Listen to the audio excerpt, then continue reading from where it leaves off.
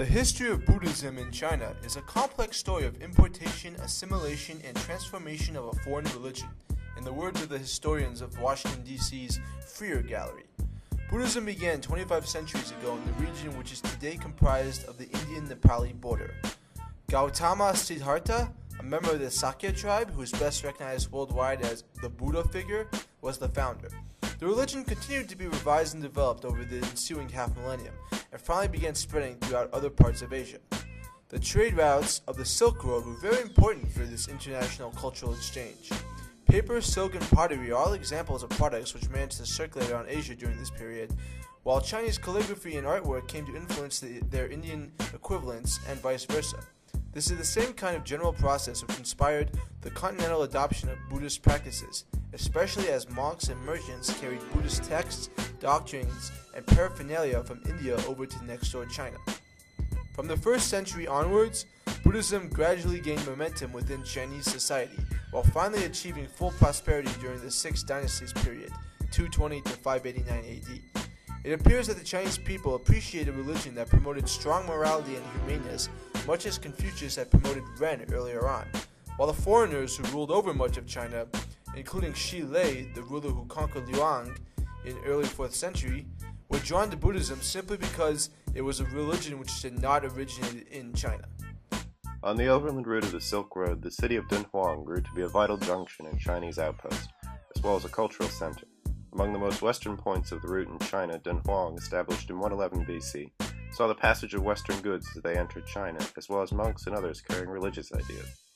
As Buddhism was transmitted into China along the Silk Road and grew to great spiritual influence as early as the 1st and 2nd centuries AD, Dunhuang grew from a remote trading outpost to a vibrant source and repository of Buddhist art and thought. Dunhuang continued as a center of Buddhist material culture throughout future centuries, and recently has been rediscovered by modern Chinese as a rich source of ancient cultural identity. It serves here effectively as a microcosm of the larger transmission of Indian Buddhism to China and an exemplary source of the works inspired by China's adoption of Buddhism. The caves at Dunhuang, known as the Caves of the Thousand Buddhas and the Magoa Grottos or Peerless Caves, contain the great works of art for which Dunhuang is known. Archaeological evidence has revealed that the caves themselves served as both temples and storehouses during the time when the Silk Road ran actively through Dunhuang. Uncovered evidence shows that the caves contain grain and flour, as well as silver, copper, and iron coins, wood, ceramic and copper vessels, silk textiles, small painted wooden figurines, and written materials in various languages. These languages included Han, Tibetan, Western Zhao, Uyghur, and Mongolian. Even parts of a Western Zhao dictionary have been uncovered. The caves also function importantly as Buddhist temples, identified by the heavy emphasis on the Buddha figure in statues and figurines, as well as in paintings. Vibrant colors on silk illustrate Buddhist themes and legends, forming what has been called a visual encyclopedia of Chinese Buddhist art in content, styles, and techniques. Sutras and manuscripts were also major discoveries in the remains of the temples. The city is often referred to as a melting pot of Chinese cultural wealth. Dunhuang marked one of the first landing places of Buddhism in China, and as evidenced throughout the temples and within the caves themselves, it became an important center of Buddhist study and worship. Some of the most brilliant art found at Dunhuang is the decoration of the caves themselves. The walls of the grottos are painted with vibrant Buddhist religious scenes as well as scenes from other religions and some of everyday life. One of the oldest caves that is well preserved and accessible for observation is Cave 285, dating to the 6th century. The walls of this cave are decorated extensively with complex paintings depicting most often images of the Buddha and those people associated with him. We can see images of the teaching Amitabha, Bodhisattvas, monks in meditation, and the attendants of the Buddha. Also, throughout the cave are the characteristic Buddha niches, small enclaves containing statues of the Buddha and sometimes others attending him. Surrounding the images of people are also vast murals that depict scenes from the Buddha's life or places representative of the different levels of the Buddha's spiritual condition. Occasionally, such as on the ceiling of Cave 285, there are also simply pattern designs, sometimes created with painted tiles. The example of Dunhuang shows the manner in which the greater integration of Buddhism occurred in China. Abstract ideas transported along with material goods on the trade routes of the Silk Road arrived in western China. Ancient Chinese society was exposed to the thoughts of Indian Buddhism, and the religion grew in popularity. It absorbing many elements of existing indigenous religions and gaining the patronage of many wealthy elites and rulers. The growth in Buddhism's integration was paralleled by the growth of Buddhist art and material expression, exemplified by the Dunhuang caves.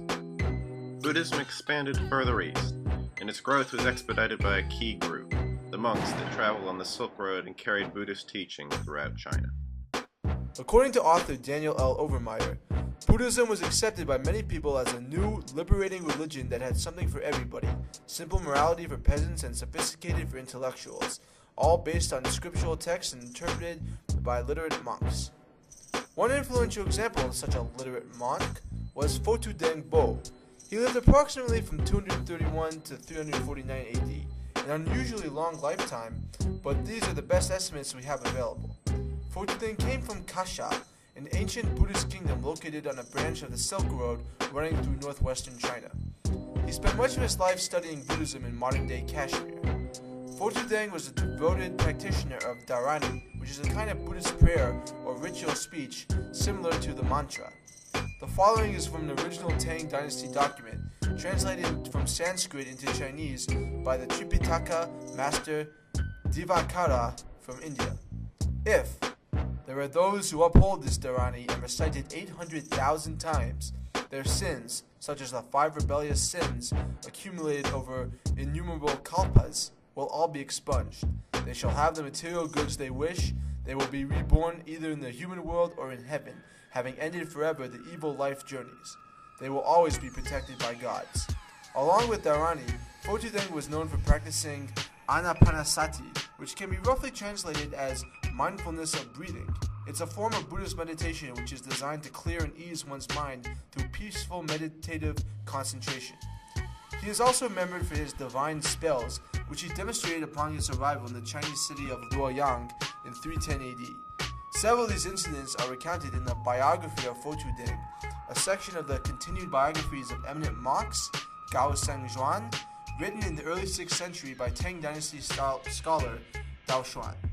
Fotu Deng's reputation grew when he was formally introduced to Luoyang's foreign ruler Shi Lei, his son Shi Shu, and the rest of the region's high command.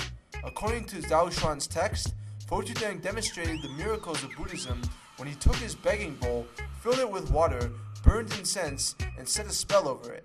In a moment there sprang up blue lotus flowers whose brightness and color dazzled the eyes.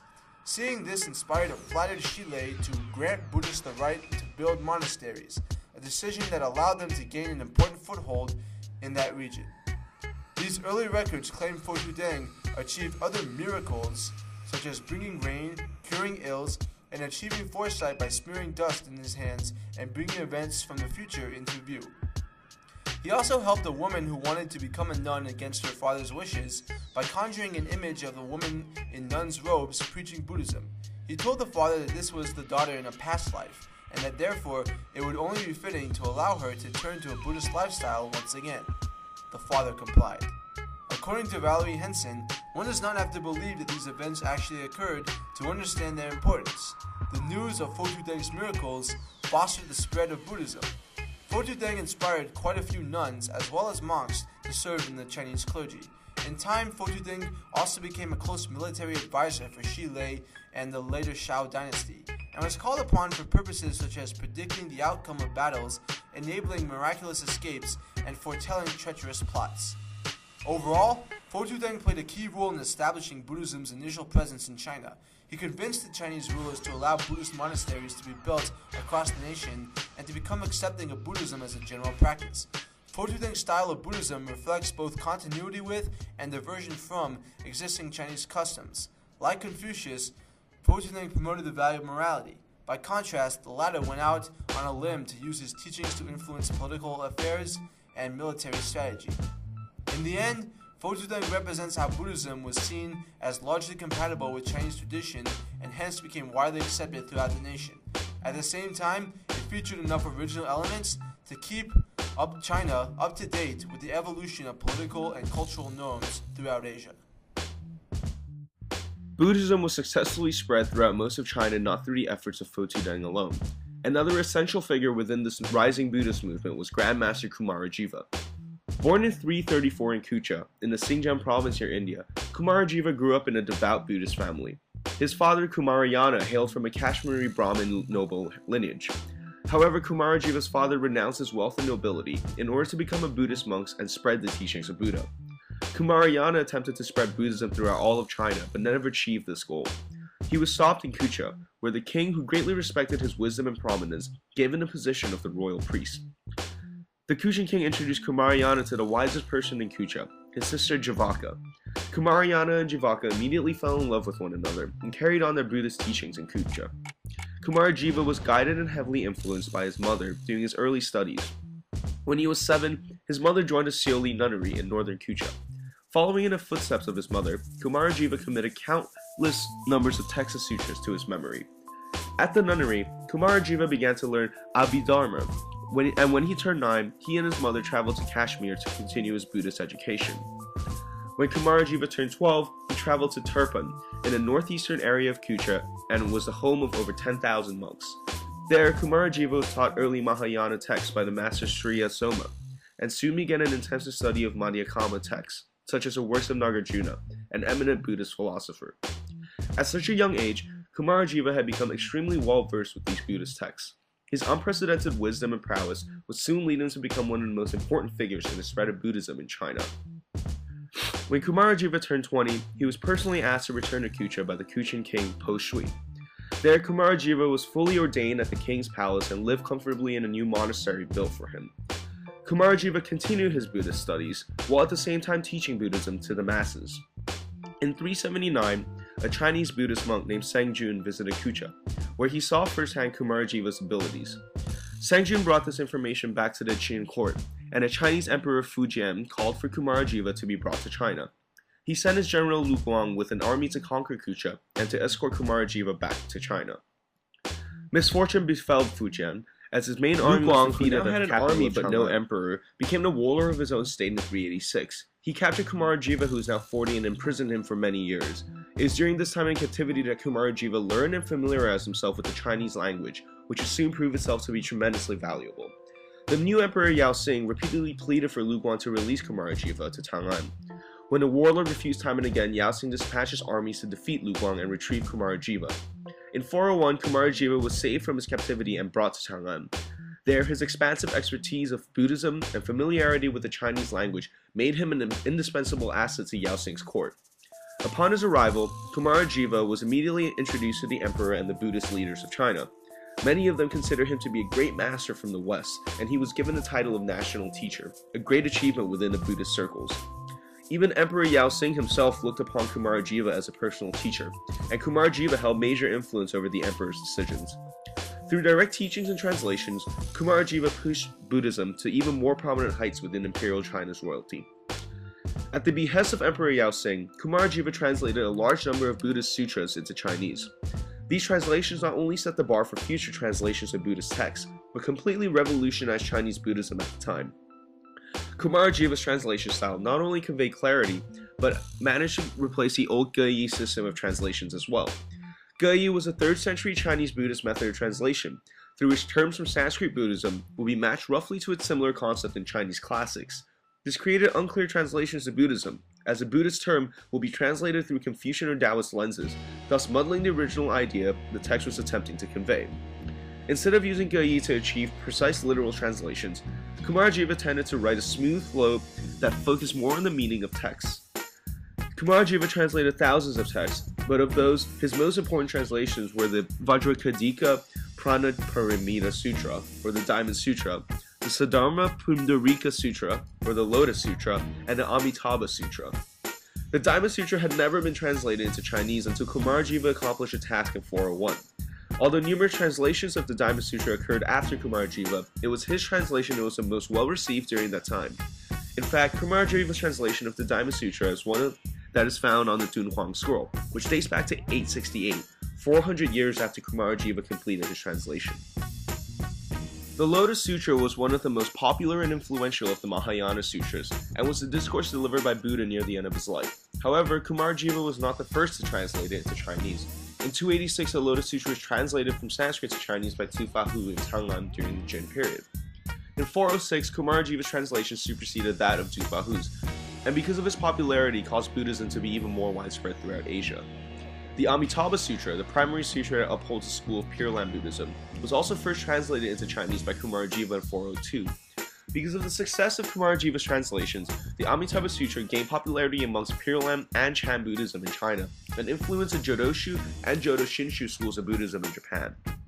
Because of his expansive knowledge and well-received translations, Kumarajiva stayed in the very good graces of the emperor.